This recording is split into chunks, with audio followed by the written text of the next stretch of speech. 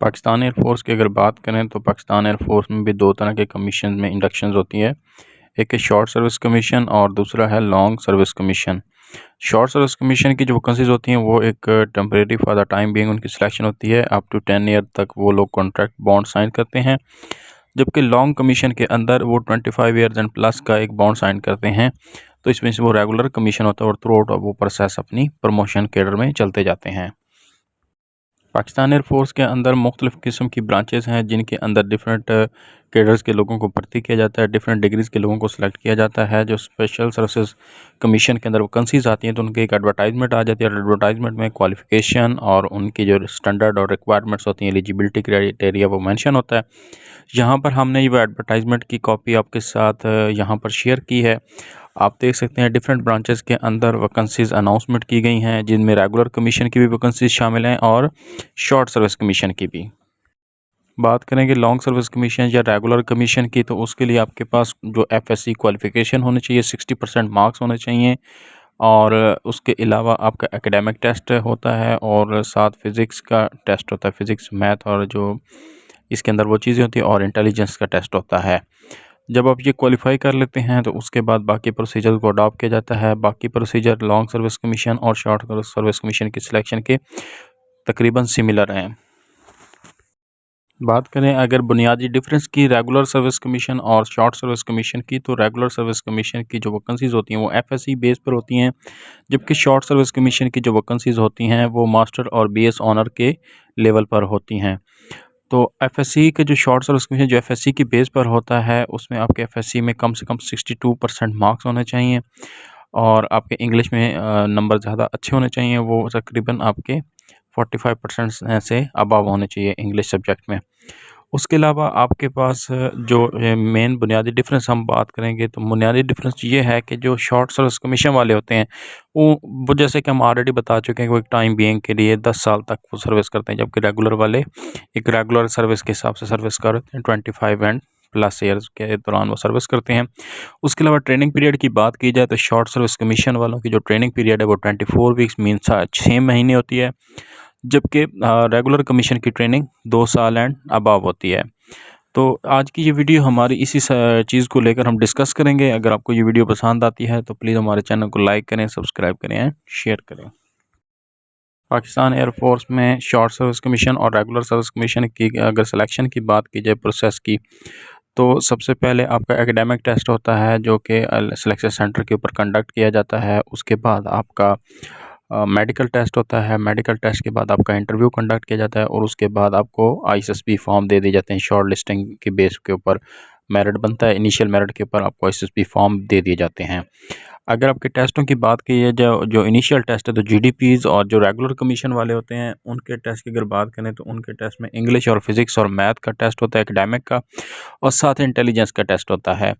जबकि अगर बात करें बाकी जो एरोनॉटिकल इंजीनियरिंग ब्रांच है तो उनका भी इंग्लिश, फिज़िक्स एंड मैथ का होता है, और जो जीडीपीज़ और स्पेशल ड्यूटीज़ वाले उनका सिर्फ यहाँ पर मैं वजाहत करूँ इंग्लिश और फिज़िक्स का होता है, उनका मैथ का एग्ज़ाम नहीं होता। सिर्फ इंजीनियरिंग ब्रांच के जो कैंडिडेट्स होते हैं उनका साथ मैथ का भी टेस्ट कंडक्ट किया जाता है। उसके अलावा अगर शॉर्ट सर्विस कमीशन की बात की जाए तो उनके टेस्ट जो सिलेक्शन प्रोसेस है वो भी सिमिलर है, लेकिन उनका जो इनिशियल टेस्ट है वो उनके एकेडमिक टेस्ट होता है, जो जिस सब्जेक्ट में उन्होंने अप्लाई किया होता है, जिस डिग्री के लिए, जिस सब्जेक्ट के लिए, तो उसी सब्जेक्ट का उनका टेस्ट होता है। उनका फिज़िक्स मैथ इस तरह का कोई नहीं होता अनटिल अनलेस कि उनकी कोई स्पेशल डिग्री उसके अंदर ना हो। अगर मैथ के सब्जेक्ट के लिए वो अप्लाई कर रहे हैं तो मैथ के टेस्ट फिर होगा। तो ये तो हम सिलेक्शन प्रोसेस की बात कर दी हमने।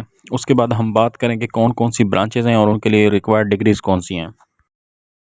रेगुलर और शॉर्ट सर्विस कमीशन की वैकेंसीज़ तकरीबन जो ब्रांचेज़ हैं वो सिमिलर हैं, क्योंकि दोनों कैडेट से लोग आ रहे होते हैं। जो शॉर्ट सर्विस कमीशन वाले होते हैं वो चूँकि अपनी डिग्री बाहर से कंप्लीट करके आते हैं, और जो रेगुलर वाले होते हैं उनको रिसालपुर अकेडमी के अंदर उनकी डिग्रीज़ उनको करवाई जाती हैं। सिवाय जीडीपी जो होते हैं और जो कॉलेज ऑफ एरोनॉटिकल इंजीनियरिंग के जो कैंडिडेट्स होते हैं उनकी जो ट्रेनिंग है या उनकी जो डिग्रीज़ होती हैं इंजीनियरिंग को छोड़ के सिर्फ जीडीपी की जो ट्रेनिंग है वो सिर्फ एफएससी की बेस पर होती है। बाकी कैडर्स जो हैं इनके अंदर सिलेक्शन जो है दोनों तरफ से हो सकती है, कि अगर आपने बाहर से अपनी डिग्री कंप्लीट की है सिविल से या आपने फ़ौरन से कोई डिग्री अगर कंप्लीट की जो लेट डाउन क्राइटेरिया उसके मुताबिक फॉल करे तो आप तब भी अप्लाई कर सकते हैं, और अगर आप एफएससी हैं तो तब भी आप इंजीनियरिंग और जीडीपी दोनों के लिए अप्लाई कर सकते हैं। सिवाय आप शॉर्ट सर्विस कमीशन के लिए आपको ग्रेजुएशन एंड अबव आपके पास डिग्री होनी चाहिए। तो अगर ब्रांचेस की बात की जाए तो सबसे पहले अगर बात करें जो पाकिस्तान एयर फोर्स में जो पहली ब्रांच है जिसके बारे में हम बात करने जा रहे हैं तो वो है admin and special duties. Admin and special duties की सिलेक्शन के लिए आपको बीएस ऑनर होना चाहिए आपके पास, या एमएस होना चाहिए फ़िज़िक्स में, केमिस्ट्री में, कंप्यूटर साइंसेज में, आर्टिफिशियल इंटेलिजेंस में, मैनेजमेंट साइंसेज में, बिज़नेस स्टडीज़ या बिज़नेस डिग्रीज जितनी भी हैं उनसे रिलेटेड आपके पास होनी चाहिए ग्रेजुएशन या मास्टर होना चाहिए। International relations, history, war and conflict studies, strategic warfare, law degrees जितनी भी हैं, एलएलबी, एलएलएम, बार एट लॉ, और बाकी जितनी इंजीनियरिंग की डिग्रीज़ हैं वो आप इनमें से आपके पास कोई सी एक डिग्री होनी चाहिए। उसके बाद शॉर्ट सर्विस कमीशन और रेगुलर कमीशन दोनों की एक कॉमन ब्रांच है जिसमें इंजीनियरिंग ब्रांच है। जैसे कि पहले एडमिन एंड स्पेशल ड्यूटीज़, ये दोनों ब्रांचेस रेगुलर में भी काउंट होती हैं और शॉर्ट सर्विस कमीशन में भी आती हैं। रेगुलर शॉर्ट का डिफरेंस हम आपको पहले बता चुके हैं और उनके क्वालिफिकेशन डिफरेंस भी हम आपको बता चुके हैं। आगे हम बात करेंगे इंजीनियरिंग ब्रांच की। तो इंजीनियरिंग ब्रांच में अगर आप शॉर्ट सर्विस कमीशन के लिए जाते हैं तो आपके पास बीएस ऑनर होना चाहिए या एमएस होना चाहिए, electrical engineering, mechanical engineering, mechatronics, electronics और एवियोनिक्स के अंदर। अगर आप एफएससी हैं तो आप फिर रेगुलर कमीशन के लिए इंजीनियरिंग ब्रांच में अप्लाई करेंगे। उसके लिए आपके पास एफएससी के मैथमेटिक्स होनी चाहिए, प्री इंजीनियरिंग होनी चाहिए मैथमेटिक्स के साथ, और आपका जो टेस्ट कंडक्ट किया जाए उसमें मैथमेटिक्स शामिल होगी। इंग्लिश और फिजिक्स के साथ आपकी मैथमेटिक्स भी होगी और साथ इंटेलिजेंस टेस्ट कंडक्ट किया जाएगा। उसके बाद एक और ब्रांच जिसकी हम बात करेंगे तो ये एजुकेशन ब्रांच है। ये सिर्फ शॉर्ट सर्विस कमीशन के थ्रू आते हैं, रेगुलर सर्विस कमीशन में इनकी इंडक्शन नहीं होती क्योंकि ये क्वालिफाइड लोग होते हैं, प्रोफेशनल लोग होते हैं, तो लिहाजा इनके लिए जो क्वालिफिकेशन है वो बीएस ऑनर है या एमएस होनी चाहिए। तो इसकी जो सब्जेक्ट्स और फील्ड्स हैं वो इंग्लिश में आपका बीएस ऑनर या एमएस होना चाहिए, साथ physics, mathematics, Urdu, Islamic study, Pakistan studies, इनके अंदर इनको सेलेक्ट किया जाता है एजुकेशन ब्रांच के अंदर। और इसके बाद हम एजुकेशन ब्रांच के दूसरी जो सिलेक्शन है जो शॉर्ट सर्विस कमीशन के अंदर जो दूसरा एक सब्जेक्ट है वो है स्पेशल ब्रांच या स्पेशल साइकोलॉजिस्ट जो होते हैं उनकी सिलेक्शन। उसके बाद एजुकेशन ब्रांच में साइकोलॉजिस्ट की वैकेंसीज आती हैं जो कि शॉर्ट सर्विस कमीशन के थ्रू ही होती हैं, इनको रेगुलर कमीशन नहीं होता। अगर एजुकेशन ब्रांच में साइकोलॉजिस्ट ब्रांच की बात की जाए, साइकोलॉजिस्ट की बात की जाए तो उसमें आपके पास बीएस ऑनर होना चाहिए या एमएस होना चाहिए साइकोलॉजी में, अप्लाइड साइकोलॉजी में, क्लिनिकल साइकोलॉजी में, और बिहेवियरल साइंसेज की जितनी डिग्री हैं वो होनी चाहिए। और इनका सिलेक्शन प्रोसीजर सेम है, बाकी जितने भी शॉर्ट सर्विस कमीशन की जितनी भी चीज़ें हैं वो इसके बिल्कुल सेम है। शॉर्ट सर्विस कमीशन की और रेगुलर कमीशन की जो सिलेक्शन प्रोसेस है तकरीबन सेम है, सिर्फ क्वालिफ़िकेशन का एक डिफरेंस आ जाता है और ट्रेनिंग का डिफरेंस आ जाता है। क्वालिफ़िकेशन का जो डिफरेंस है वो ग्रेजुएशन और मास्टर एंड अबव के लिए शॉर्ट सर्विस कमीशन वाले लोग, और उसके बाद जो उनकी ट्रेनिंग पीरियड है वो शॉर्ट सर्विस कमीशन वालों की जो ट्रेनिंग पीरियड है वो 6 माह है, और जो रेगुलर सर्विस कमीशन वालों का ट्रेनिंग पीरियड है वो 2 साल से ज़्यादा का होता है। उसके अलावा उम्र का डिफरेंस भी आ जाता है। लाज़मी बात है जो शॉर्ट सर्विस कमीशन वाले होते हैं उनकी जो उम्र होती है चूँकि ज़्यादा होती है, वो अपनी प्रोफेशनल डिग्री हासिल करने में उनका काफ़ी टाइम वो लगा देते हैं, तो इसमें से उनकी जो क्वालिफ़िकेशन के साथ-साथ उसका एज फैक्टर है वो भी मैटर कर रहा होता है। तो तीसरा डिफरेंस उनकी एज में आ जाता है। जो शॉर्ट सर्विस कमीशन वाले आते हैं उनकी एज के लिए 30 साल तक रियायत दी जाती है, और जबकि रेगुलर सर्विस कमीशन के लिए 22 साल तक आप अप्लाई कर सकते हैं एफएससी की बेस पर। उसके बाद पाकिस्तान एयर फोर्स के अंदर शॉर्ट सर्विस कमीशन के लिए एक और ब्रांच की बात करेंगे, मेट्रोलॉजी ब्रांच है। ये लोग मेट्रोलॉजी से लिंक करते हैं और इनकी ज़्यादातर ड्यूटी जो होती हैं एयर ट्रैफिक कंट्रोल के सिस्टम के साथ रिलेट कर रही होती हैं, चूँकि ये वेदर फॉरकास्टिंग से रिलेट कर।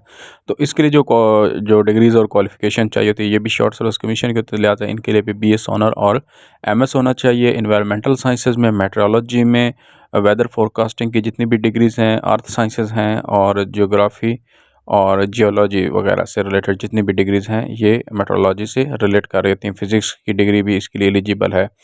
तो मेट्रोलॉजी की ब्रांच में भी आप शॉर्ट सर्विस कमीशन के लिए अप्लाई कर सकते हैं।